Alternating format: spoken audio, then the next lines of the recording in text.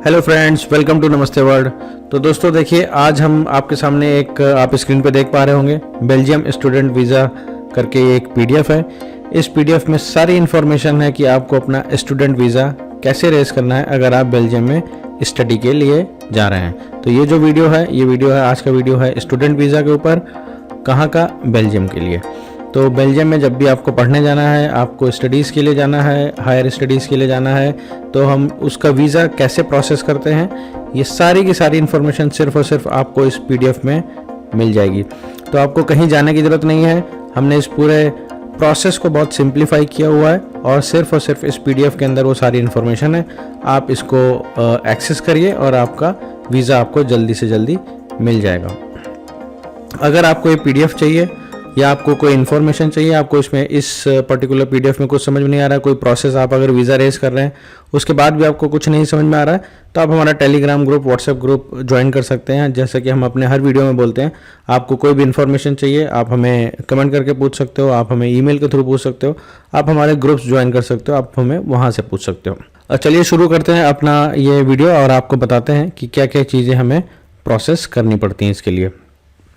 तो 2-3 पॉइंट है दोस्तों जो सबसे इंपॉर्टेंट है, वो मैं पहले आपको बता देता हूँ।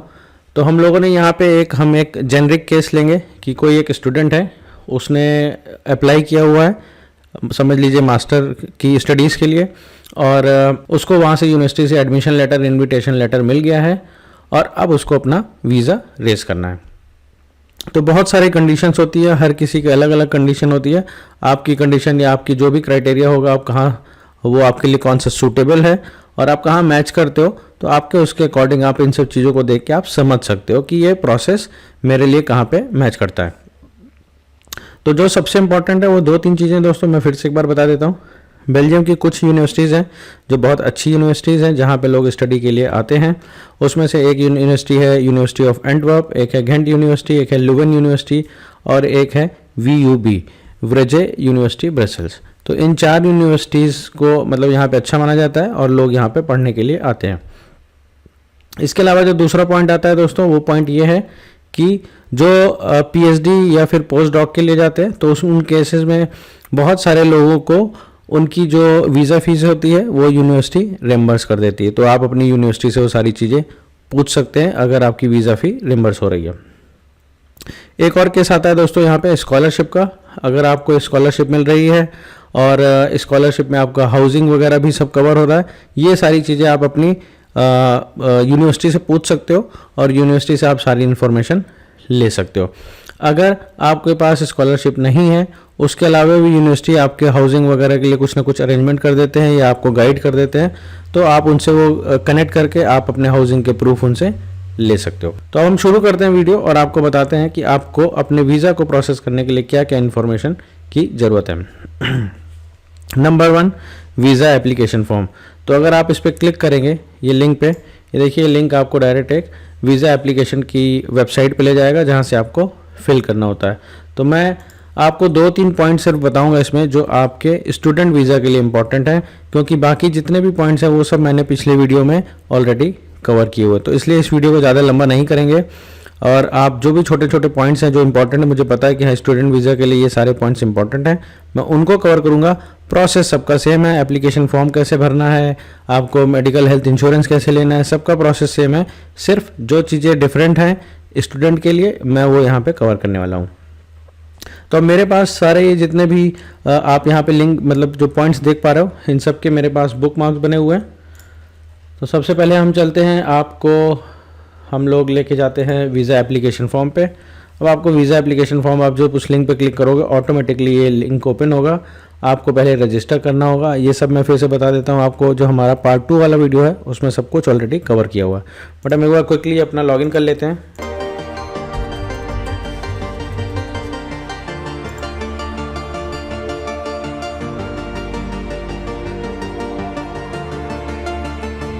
तो देखिए लॉगिन हो गया। लॉगिन होने के बाद आपको create a new electronic visa application form पे क्लिक करना होता है। वीज़ा टाइप आपका लॉन्ग स्टे है, हम सपोज कर रहे हैं आप 1 साल के लिए एटलीस्ट पढ़ने जा रहे हैं, इस पर क्लिक करना है। टर्म्स एंड कंडीशंस आपको, और फिर उसके बाद एक्सेप्ट और अप्रूव। तो ये आपके सामने एक वीज़ा एप्लीकेशन की ऑनलाइन फॉर्म ओपन हो जाता है जिसमें से वीज़ा एप्लीकेशन नंबर आपको तब मिलता है जब आप VFS में अपॉइंटमेंट के लिए जाते हो, उसके बाद आपका ये जनरेट होगा। तो इसमें बहुत सारी चीज़ें जो इंपॉर्टेंट मतलब नॉर्मल सबके लिए एक जनरल इन्फॉर्मेशन हैं, जैसे आपका फर्स्ट नेम लास्ट नेम, तो ये आपको सबको पता ही होता है। जो इंपॉर्टेंट चीज़ है वो मैं यहाँ पे कवर करने वाला हूँ, वो है यहाँ पे main purpose of the journey. तो आप यहाँ पे सेलेक्ट करोगे एकेडमिक ट्रैवल और चूज़ पर्पस ऑफ ट्रैवल। तो पर्पस ऑफ ट्रैवल अब देखिए यहाँ पे आपको सेलेक्ट करना है higher education at a public institution. मैंने जैसे आपको बताया, मैंने यहाँ पे जो जेनरिक केस लिया हुआ है कि एक स्टूडेंट है जो सपोज करिए यूनिवर्सिटी ऑफ एंटवर्प में पढ़ने के लिए जा रहा है और यहाँ पे उसने हायर एजुकेशन का कोई एक प्रोग्राम सेलेक्ट किया हुआ है या कोई भी एक कोर्स लिया हुआ है। तो आपके केस में कुछ भी हो सकता है, आपके केस में लेवन यूनिवर्सिटी, आपके केस में गेंट यूनिवर्सिटी या कोई भी यूनिवर्सिटी हो सकती है। तो यहाँ पे सिर्फ हमने एक ये केस लिया हुआ है। और यहाँ पे जो सबसे इम्पॉर्टेंट है ये नंबर ऑफ़ एंट्रीज रिक्वेस्टेड, ये आपको यहाँ पे सेलेक्ट करना होता है मल्टीपल, क्योंकि इसकी वजह से अगर आपने यहाँ पे 1 सेलेक्ट किया तो आप जब भी दोबारा आओगे आपको वीज़ा फिर से रेज करना पड़ेगा। तो मल्टीपल ऑप्शन में क्यों सबसे बेस्ट ऑप्शन है, मल्टीपल आप सेलेक्ट करोगे तो आप उस पर्टिकुलर पीरियड में, सपोज करिए आपको 1 साल का वीज़ा मिल गया है और आपने एंट्री जो सेलेक्ट करी वो मल्टीपल है, यानी कि उस 1 साल में आप जितनी बार आना जाना चाहो, यानी कि Belgium to India, India to Belgium, आप आ जा सकते हो आराम से। ओके, तो ये 2-3 पॉइंट है जो इंपॉर्टेंट थे, ये आप लोगों को वीज़ा के एप्लीकेशन को फॉर्म को भरते समय हमेशा ध्यान रखना चाहिए। इसके बाद आ जाते हैं ऐसे पॉइंट नंबर 2 पे, यानी कि आपको अपने पासपोर्ट की कॉपी लेके जानी है, आपको फिर पॉइंट नंबर 3 2 फोटोग्राफ्स लेके जाने हैं, और एक आ जाता है इसका travel medical health insurance proof. ये बहुत इंपॉर्टेंट है। तो देखिए ये आपको हेल्थ इंश्योरेंस के लिए आप अगर यहाँ पे जाओगे, मतलब इस पर जब क्लिक करोगे ये आपको जिस वेबसाइट पे लेके जाएगा, वो मैं वेबसाइट यहाँ पे दिखा देता हूँ। वो वेबसाइट है एक असीगो ट्रैवल इंश्योरेंस करके, और ये VFS के साथ इनका टाई अप है। आप जब VFS के जो वेबसाइट है vfsglobal.com, उसमें जब आप प्रॉपर, ये आप हमारा पार्ट 2 वाला जो वीडियो आप उसमें भी देख सकते हो। तो जब आप वहाँ पे जाओगे आपको VFS के थ्रू ही इस वेबसाइट पे वो रीडायरेक्ट करेगा, और जब आप इस वेबसाइट पे आ जाओगे आप अपने ऑप्शन फिल कर लोगे कि आपको कब से कब तक के लिए जाना है, कितने लोग को जाना है, और डेट ऑफ बर्थ क्या है ट्रैवलर की। उसके हिसाब से जब आप इसको आगे कंटिन्यू करोगे तो ये आपको इसमें 3-4 कुछ कंपनीज़ हैं, लाइक आदित्य बिरला और चोला इंश्योरेंस ऐसे करके।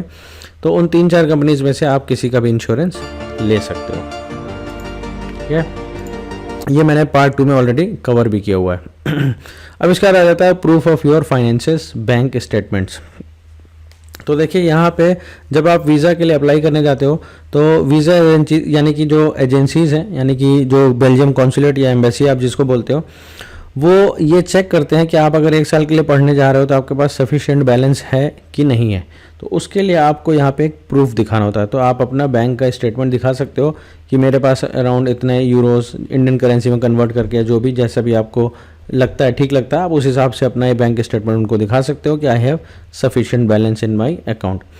कुछ केस में क्या होता है, जो जैसे सपोज करिए आप अगर यहाँ पढ़ने आ रहे हैं, वो यूनिवर्सिटीज़ आपके बिहाफ पे एक अकाउंट खोल देते हैं, एक डिपॉजिट अकाउंट खोल देते हैं, और वो डिपॉजिट अकाउंट एक तरह से लॉक अकाउंट रहता है। यानी कि वो जब सपोज करिए मैं एक केस लेता हूँ 1000 यूरो मंथली अगर किसी का खर्चा है, तो वो, और आप 1 साल के लिए पढ़ने जा रहे हो, तो 1 साल के लिए यूनिवर्सिटी आपका 12000 यूरो प्लस कुछ टैक्सेस, मतलब वो बहुत ऐसे 100 या 150 यूरो कुछ होते हैं, उनको मिला के वो पूरा अमाउंट अपने एक आपके लिए एक अकाउंट ओपन करते हैं और उसमें डिपॉजिट कर देते हैं।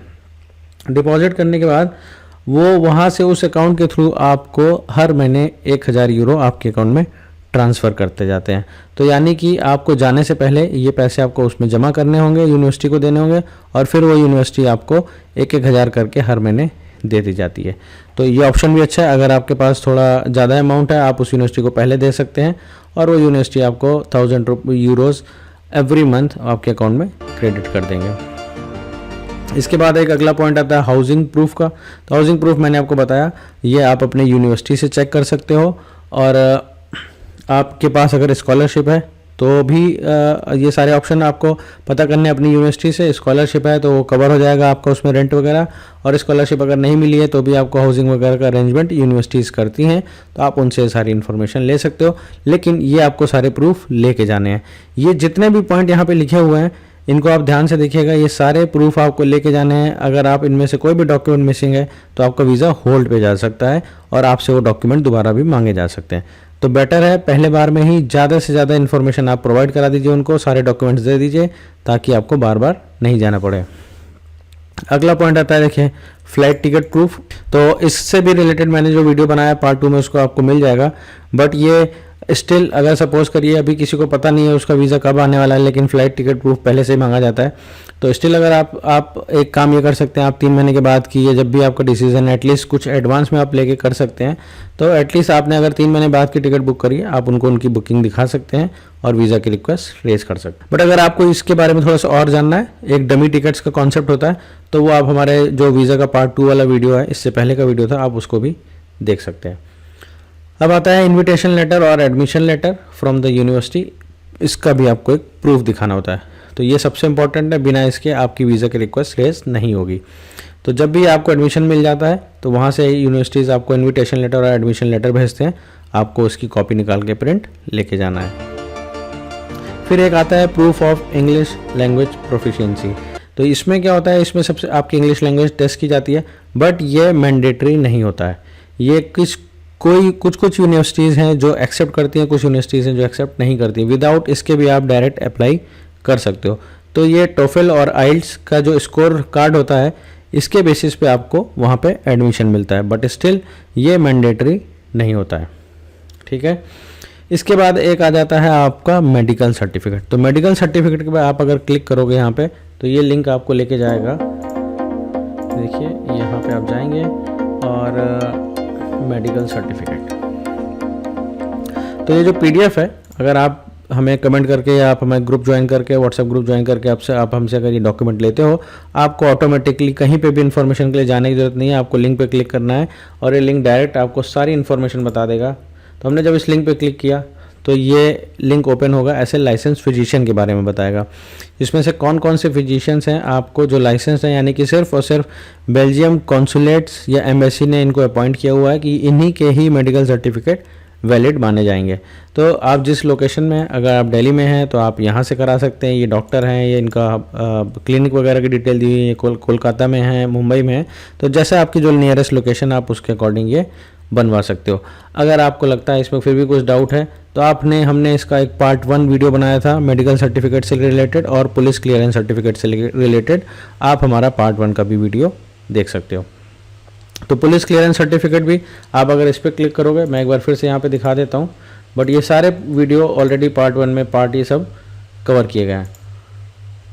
तो ये देखिए passportindia.gov.in की एक वेबसाइट ओपन होगी, आपको पहले रजिस्टर करना होगा, फिर apply for police clearance certificate, इन सब जगह पे ये देखिए सारे ऑप्शन दिए हुए हैं। फिर जब आप पेमेंट कर दोगे तब आपको अपॉइंटमेंट मिलेगा और उस अपॉइंटमेंट के थ्रू आप जाओगे पासपोर्ट सेवा केंद्र के ऑफिस में और वहाँ पे जाके आपको सारे डॉक्यूमेंट्स दिखाने होंगे और वहाँ से आपको PCC आपको मिलेगा। तो PCC एटलीस्ट 2 वीक्स लग जाता है आपके घर पे, यानी कि पहले ईमेल पे एक सॉफ्ट कॉपी आती है और आपके घर पे डिलीवर होने में। तो आपने जब भी PCC रेज किया, वो PCC रेज होने के बाद एटलीस्ट 2 वीक का टाइम लगता है, तो इन चीज़ों को ध्यान रखिएगा। और जो मेडिकल सर्टिफिकेट होता है, मेडिकल सर्टिफिकेट की रिपोर्ट आपको उसी दिन ही मिल जाती है। और ये जो इसके अलावा एक और जो इम्पोर्टेंट डॉक्यूमेंट है वो है डिप्लोमा या डिग्री सर्टिफिकेट। तो अगर आप हायर स्टडीज़ मतलब ये मास्टर्स के लिए जा रहे हैं, उसमें हो सकता है आपको डिप्लोमा, यानी कि आपने जहाँ से भी नॉर्मल जो ग्रेजुएशन किया हुआ है उसकी डिग्री या डिग्री सर्टिफिकेट आपको मांगा जा सकता है। और अगर आप सपोज करिए कि आप एज ए ग्रेजुएट स्टूडेंट जा रहे हैं तो आपको अपने जो, अगर मैं बोलता हूँ 10th या 12th क्लास की, इनके भी सर्टिफिकेट्स आपसे मांगे जा सकते हैं। तो अगर आप एज ए ग्रेजुएट स्टूडेंट जा रहे हैं तो अपने 10th एंड 12th की मार्कशीट को भी आपको उसका प्रूफ लेके जाना होगा। लेकिन प्रूफ मतलब सिर्फ उसकी कॉपी नहीं, उन सारे डॉक्यूमेंट्स को आपको लीगलाइज कराना होता है। कहाँ से? मिनिस्ट्री ऑफ एक्सटर्नल अफेयर्स से। तो मेडिकल सर्टिफिकेट, PCC और डिग्री सर्टिफिकेट्स, यानी कि अगर आप इन केस ग्रेजुएट स्टूडेंट है तो आपके केस में आ जाएगा 10th और 12th की सर्टिफिकेट्स। तो कहीं कहीं वैसे मैंडेटरी जो है वो लोग बोलते हैं कि 10th सर्टिफिकेट है, बट सेफर साइड के लिए आप 12th का भी सर्टिफिकेट को अपोस्टाइल करा लीजिएगा, जिससे आपको कोई प्रॉब्लम नहीं आनी चाहिए कि आपका वीज़ा होल्ड पे जा रहा है। तो मेडिकल सर्टिफिकेट, PCC और डिग्री सर्टिफिकेट्स, इनको लीगलाइज कराना मैंडेटरी होता है, बिना इसके ये लोग एक्सेप्ट नहीं करते हैं एप्लीकेशन। और एक चीज़ ध्यान रखिएगा, ये जितना भी लीगलाइज होगा ये with in 6 month he valid माना जाता है। यानी कि आपने आज डॉक्यूमेंट अपोस्टाइल करा लिया और आपने वीज़ा की एप्लीकेशन ली 1 साल के बाद, तो डॉक्यूमेंट वैलिड नहीं माना जाता है। डॉक्यूमेंट हमेशा 6 महीने के अंदर उसकी वैलिडिटी होनी चाहिए। तो आपको ये सारी चीज़ों को ध्यान रखना होता है। इसके बाद आता है एक proof of payment of the administrative fee. Okay, आप इस पर अगर क्लिक करोगे तो देखिए आपको ये यहाँ पे लेके जाएगा, और इसमें अगर आप जब जाओगे फ़ी और अमाउंट ऑफ द फ़ी, तो देखिए अभी ये फ़ीस जितनी भी है इन लोगों ने बहुत बढ़ा दी है। पहले 6 मंथ्स पहले ये फ़ीस सारी डिफरेंट थी, बट इसमें मैं आपको बता देता हूँ आपके केस में इसमें यहाँ पे क्या आएगा। अब देखिए आपके केस में जो फीस आएगी 228 euro. Application for a residence permit of more than 90 days for a foreigner who wishes to stay in Belgium as a student public higher education institution. तो जब भी आपको यहाँ पे जब वीज़ा मिलता है, या आपको सपोज करिए आपको यूनिवर्सिटी में एडमिशन, आपका 1 साल का कोर्स है, 1 साल के लिए आपको यहाँ पे रहने के लिए अलाउ किया जाता है, तो इट मीन्स अगर आप कभी भी 90 दिन से ज़्यादा बेल्जियम में रहते हो तो यहाँ का रूल है आपको रेजिडेंस परमिट लेना होता है। तो रेजिडेंस परमिट कैसे लेना है उसका भी हमने एक वीडियो इसमें पब्लिश किया हुआ है अपने यूट्यूब चैनल पे, आप वहाँ पे जाके देख सकते हो, और आपको अगर कुछ भी डाउट है तो आप हमसे पूछ सकते हो। तो रेजिडेंस परमिट अगर आप if you are living in Belgium more than 90 days आपको वो लेना मैंडेटरी है। तो वो रेजिडेंस परमिट के लिए आपको जो भी रेजिडेंस परमिट मिलेगा वो बेसिकली आप बाद में प्रोसेस कर सकते हो, यानी बेल्जियम आने के बाद उसकी अभी ज़रूरत नहीं पड़ेगी वीज़ा जब आप रेस करने जा रहे हो। लेकिन यहाँ पे एक एडमिनिस्ट्रेटिव फ़ीस है 228 यूरो, जो कि आपको पे करनी होती है। किसको? वो यहाँ पे दिया हुआ है बैंक अकाउंट डिटेल, ये है बैंक अकाउंट डिटेल, आपको यहाँ पे करनी होती है, और ये फ़ीस पूरी यूरो में ही पे की जाती है, और उसके बाद आपको इसके प्रूफ भेजने होते हैं। तो अगर इस पे भी हमारा पुराना वीडियो बना हुआ है proof of payment of the administrative fee, आप उस वीडियो को वीज़ा पार्ट 2 वाला जो वीडियो है उसमें आप जाके देख सकते हैं। और आप अगर डिस्क्रिप्शन में जाएंगे तो वहाँ पे हम लोगों ने प्रॉपर टाइमलाइन डाली हुई है, आपको जिस भी टॉपिक पे जाना है आप बस उस टॉपिक पे क्लिक करिए, वो वीडियो ऑटोमेटिकली आपको उसी पॉइंट पे लेके जाएगा। तो आप उस टाइमलाइन को फॉलो करके डायरेक्ट ये इन्फॉर्मेशन सारी पिक कर सकते हैं। तो प्रूफ ऑफ पेमेंट वहाँ से हो गया। जब आप ये फ़ीस पे कर देंगे, कैसे करनी है, कहाँ करनी है, किसको करनी है, अगर आपको नहीं भी समझ में आ रहा आप इससे पहले वाला वीडियो देखिएगा, उसमें आपको सारी इन्फॉर्मेशन मिल जाएगी। और फिर लास्ट पॉइंट आता है बुक एन अपॉइंटमेंट। तो आपको VFS ग्लोबल के लिए एक अपॉइंटमेंट बुक करना होता है। तो अगर आप यहाँ पर जाएंगे हम आपको बता देते हैं बुक एन अपॉइंटमेंट। तो ये सारे लिंक PDF में पड़े हुए हैं, और ये सारे इन सब के बारे में मैंने आपको पहले भी इससे जो वीडियो बनाया उस वीडियो में बताया हुआ है। तो एक बार आपको फिर से मैं बता देता हूँ।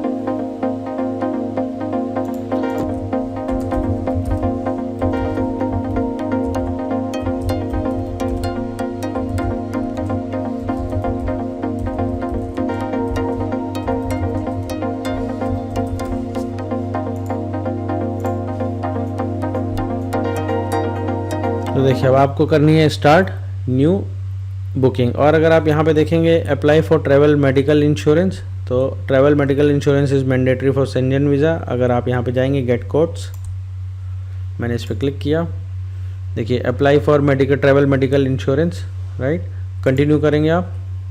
देखिए मैंने आपको बताया था ये आपको सीधे उसी वेबसाइट पे ले जाएगा असीगो, जो मैंने कवर किया था पहले, क्योंकि VFS का इनसे टाई अप है। तो ये असीगो एकदम लीगल वेबसाइट है, आप यहाँ से जाके कहीं से भी इंश्योरेंस ले सकते हैं। तो अब जब आप बुकिंग करने जाते हो स्टार्ट न्यू बुकिंग, तो आपको यहाँ से अपना सेंटर सेलेक्ट करना है। मान लीजिए मैंने बेंगलोर सेलेक्ट किया, तो यहाँ पे ऑटोमेटिकली ये इसने डिफ़ॉल्ट जो सब कैटेगरी आती है वो सेलेक्ट करी है। और अब आप इस केस में अगर आप जाओगे तो यहाँ पे आपको देखिए ऑप्शन है स्टूडेंट्स का, तो आप ये देखिए, और अर्लीस्ट अवेलेबल स्लॉट है 16 मई का, यानी कि इस दिन इसको कंटिन्यू करेंगे, आपको सारी डिटेल भरनी होगी, और इस दिन आप जाके वीज़ा की अपनी एप्लीकेशन वहाँ पे फाइल कर सकते हो। तो अगर सोचिए in case of your may be spouse, अगर कोई स्टूडेंट अपने हस्बैंड वाइफ के साथ जा रहे हैं, स्पाउस के साथ ट्रैवल कर रहे हैं, तो जो स्पाउस है उनको यहाँ पे स्पाउस रीयूनियन वाला वीज़ा रेस करना होता है, ठीक है। तो ये सारे जो वीज़ा के प्रोसेस है, स्पाउस रीयूनियन, डिपेंडेंट वीज़ा, या जो भी सारे स्टूडेंट वीज़ा किसी को वर्क परमिट मिल रहा है, वो सारे हमने पार्ट 2 में कवर किया हुआ है। स्टूडेंट वीज़ा हम इस वाले वीडियो में बना रहे हैं और बाकी इसके पहले का जो भी है वो सब हमने पार्ट 2 में कवर किया हुआ है। तो आप कंटिन्यू करके आप यहाँ पे अपना स्लॉट बुक करके वहाँ पे जा सकते हो।